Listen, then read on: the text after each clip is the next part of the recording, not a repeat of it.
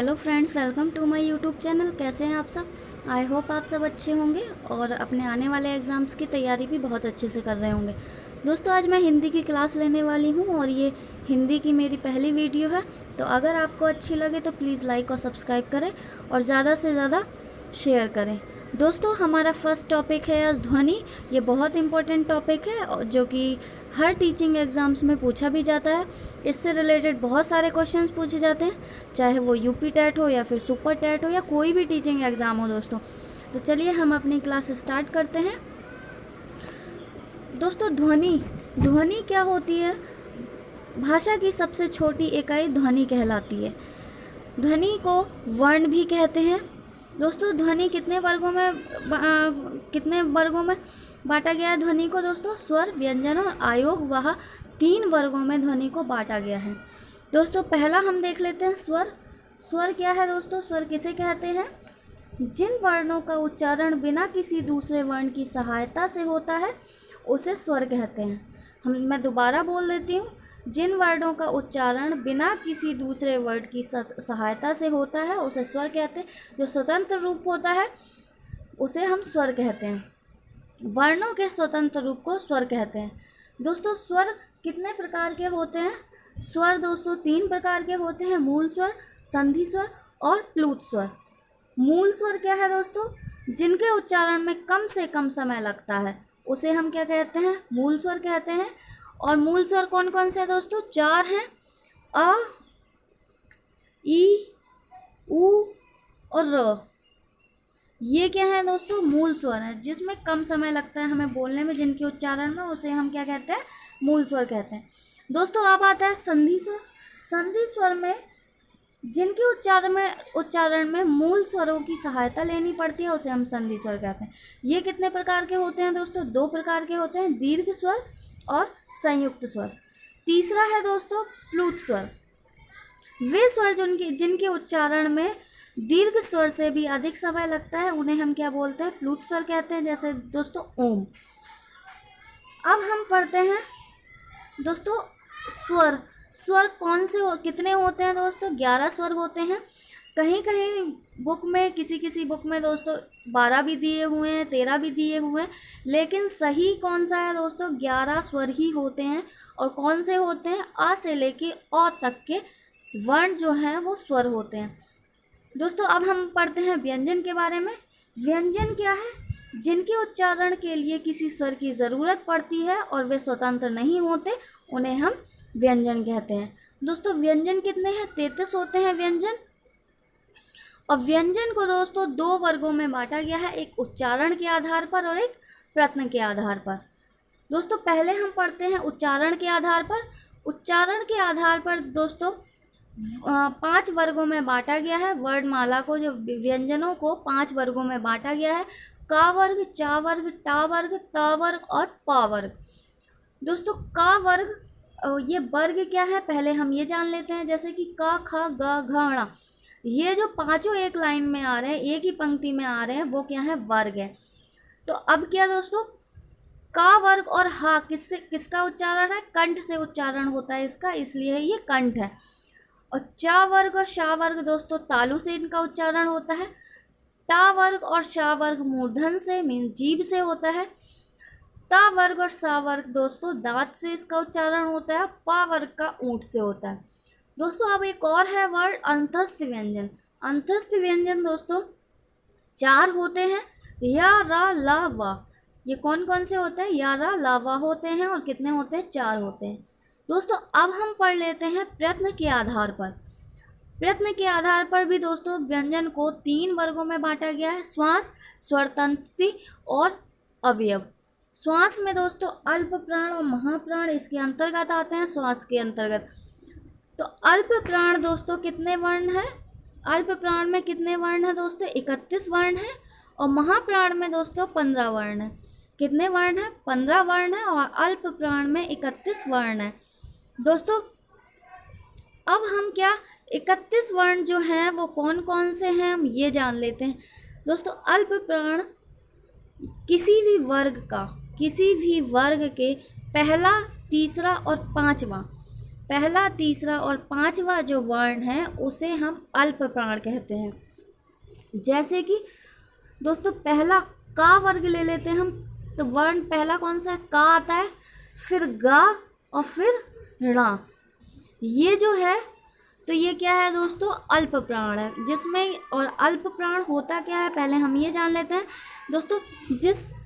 जिन वर्णों के उच्चारण में हमें हमारे मुख से कम मात्रा में वायु निकलती है, हमारे मुख से कम वायु निकलती है, वो अल्प प्राण होते हैं। और अल्प प्राण कितने होते हैं दोस्तों, 31 हैं। कौन कौन से हैं, किसी भी वर्ग का पहला, तीसरा और पांचवा जो वर्ण है वही क्या है, अल्प प्राण है। अब देखिए का में भी कम मात्रा में वायु निकल रही है हमारे मुख से, गा में और ड़ा में, तो ये क्या है, अल्प प्राण है।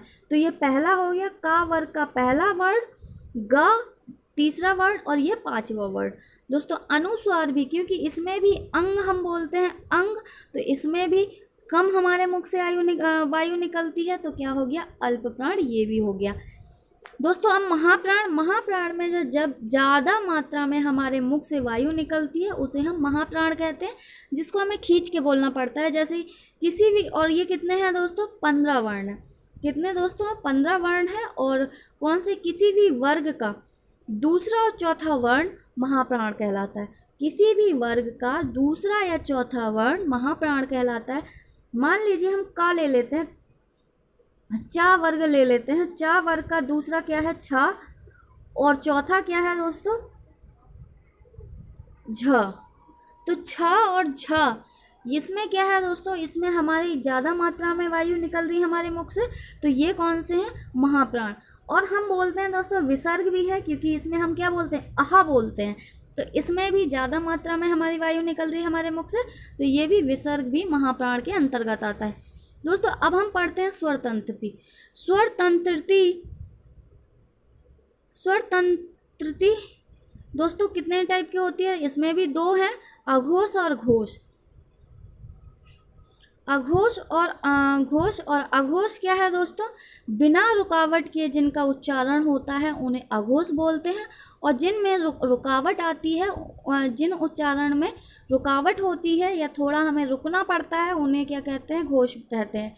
अब जैसे कि का और खा बिना रुकावट के हैं, हमने तुरंत बोल दिया का और खा, तो ये अघोष में आ गया। अब हम पढ़ते हैं गा। गा में क्या है, हमारे गर्दन पे, हमारे गले में थोड़ा जोर पड़ रहा है, तो वो गा घड़ा, ये हो गए घोष। दोस्तों अब क्या है, किसी भी वर्ग का पहला और दूसरा वर्ण, किसी भी वर्ग का पहला और दूसरा वर्ण जो होता है वो अघोष कहलाता है। और किसी भी वर्ण का तीसरा, चौथा और पांचवा वर्ण जो है वो घोष कहलाता है। दोस्तों मान लीजिए का वर्ग हम लेते हैं, का वर्ग का पहला और दूसरा, का और खा क्या हो गया, का और खा क्या हो गया दोस्तों, ये अघोष हो गया। और गा घा और ड़ा, ये क्या हो गया दोस्तों, ये घोष हो गया। अब हम पढ़ते हैं दोस्तों अवयव के बारे में, अवयवों का अवरोध। ये दोस्तों ये भी चार वर्गों में वर्गीकृत है। पहला स्पर्श और स्पर्श संघर्षी और अंत्यस्थ, उठिस्त और पार्श्व और लुंठित, और है चौथा है और लास्ट है संयुक्त व्यंजन। दोस्तों स्पर्श में क्या है, चटक, का च ट, का वर्ग, चा वर्ग, टा वर्ग, ता वर्ग और पा वर्ग, ये क्या है दोस्तों, स्पर्श में आ जाते हैं, स्पर्श व्यंजन में। और स्पर्श संघर्षी जो है वो चा वर्ग है, क्योंकि ये संघर्ष करके हमारे मुख से निकलता है। जो चा छ, तो ये क्या है, हमारे मुंह में ये थोड़ा सा रगड़ता है, इसलिए क्या है, इसका उच्चारण रगड़ के निकलता है, इसलिए ये संघर्षी कहलाता है, स्पर्श संघर्षी। दोस्तों अब दूसरा आता है संघर्षी व्यंजन कौन से हैं, ह, श, श, स, क्योंकि ये भी हमारे उच्चारण कैसे संघर्ष करके निकलते हैं, जो कि ये संघर्षी कहलाते हैं। दोस्तों मैंने पहले ही बताया अंतस्थ व्यंजन के बारे में, ये 4 है, या, र, ल, व। अब उटिसस्त दोस्तों, उटिसस्त कौन से हैं, ड़ा और डा। पार्श्व दोस्तों ल वर्ड है, और लुंठित रा है। और संयुक्त व्यंजन दोस्तों कौन से होते हैं, जो 2 व्यंजनों के मिलकर तीसरा बना होता है, उसे संयुक्त व्यंजन कहते हैं। जैसे कि दोस्तों का और छा जो बनता है वो छा छतरी बनता है, और त्रा ता और जो रा बनता है वो त्रा बनता है। ग्या जो बनता है दोस्तों गा, और या बनता है वो ग्या बनता है दोस्तों। और श्रा जो बनता है श्रा, वो शा और रा से बनता है श्रा। तो ये कौन से हैं दोस्तों? ये संयुक्त व्यंजन है। अब हम पढ़ लेते हैं दोस्तों अयोग वाह के बारे में। अयोग वाह क्या होता है? वे वर्ण जो ना तो स्वर के अंतर्गत आते हैं और ना ही व्यंजन के अंतर्गत आते हैं, वो क्या कहलाते हैं? अयोग वाह कहलाते हैं। और अयोग वाह कितने हैं दोस्तों? 3 हैं। कौन कौन से? अनुस्वार, विसर्ग और अनुनासिक। दोस्तों अनुस्वार क्या है? आहा, आहा अंग है, क्योंकि इसमें आ और आ रहा है और ना दोनों ही आ रहा है। ये स्वर है और ये व्यंजन है। तो दोस्तों ना तो ये स्वर है और ना ही व्यंजन है, अंग। तो वो वर्ड किस में आ जाते हैं? अयोग वाह में आ जाते हैं। और इसको हम अंग को क्या बोलते हैं? अनुस्वार बोलते हैं। और जो आहा वर्ड है, जो आहा वर्ड है वो क्या है? विसर्ग है दोस्तों। और अनुनासिक दोस्तों जो क्या है? चंद्र बिंदु जिसे बोलते हैं, वो अनुनासिक है। अब हम चलिए थोड़ा सा हम प्रैक्टिस कर लेते हैं, जिससे कि हमारे जो हमने पढ़ा है वो और अच्छे से हमें समझ में आएगा और याद हो जाएगा। दोस्तों पहला क्वेश्चन है, निम्न में से महाप्राण वर्ण कौन सा है? महाप्राण वर्ण कौन सा है दोस्तों? तो आ है, का है, था है, चा है। आप बताइए। मैंने बताया था कि जिसमें ज़्यादा मात्रा में वायु निकलती है मुख से वो महाप्राण कहलाता है। तो कौन सा है दोस्तों? आ। ये बड़ा आ जो है उसमें वो महाप्राण वर्ण है। नेक्स्ट क्वेश्चन है दोस्तों खा। खा क्या है? खा दोस्तों अघोष व्यंजन है, अल्पप्राण व्यंजन है, या फिर घोष व्यंजन है, या विवर्त है। दोस्तों मैंने बताया था कि जो पहला और दूसरा किसी भी वर्ग का पहला दूसरा जो वर्ड आता है वो क्या कहलाता है? अघोष कहलाता है। तो दूसरा वर्ड क्या है? अब का और खा दोनों ही क्या है दोस्तों? दोनों ही क्या है? ये अघोष व्यंजन है। तो क्या कहलाएगा? ये खा अघोष व्यंजन कहलाएगा। दोस्तों ज्ञा को वर्णमाला में क्या माना जाता है? अभी मैंने जस्ट थोड़ी ऊपर पढ़ाया था कि ज्ञा किस किस से बन के मिल के बना है। इसमें ऑप्शन है संयुक्त व्यंजन, स्वर संधि, अनुस्वार या व्यंजन। दोस्तों किससे बना है? ग से बना है। और किससे बना है? या से बना है। तो ये दोस्तों क्या हो गया? संयुक्त व्यंजन हो गया। अब नेक्स्ट क्वेश्चन है दोस्तों अंतस्थ व्यंजन। अंतस्थ व्यंजन कौन से हैं दोस्तों? मैंने पहले ही बताया कि अंतस्थ व्यंजन कौन से होते हैं? शा, सा, हा, छ, त्र, ज्ञा, अंग, चंद्रबिंदु और आहा, या फिर या, रा, लावा। तो दोस्तों अंतस्थ व्यंजन जो है या, रा, लावा है। अब नेक्स्ट और लास्ट क्वेश्चन है दोस्तों लुंठित वर्ण कौन सा है? डा, ड़ा, ला या रा। दोस्तों लुंठित वर्ण कौन सा है? रा वर्ण है। रा वर्ण है। लुंठित वर्ण कौन सा कहलाता है? रा वर्ण कहलाता है। चलिए दोस्तों यहीं पे हमारी वीडियो समाप्त होती है और हम मिलते हैं अगली वीडियो में अगले नए टॉपिक के साथ। Bye bye.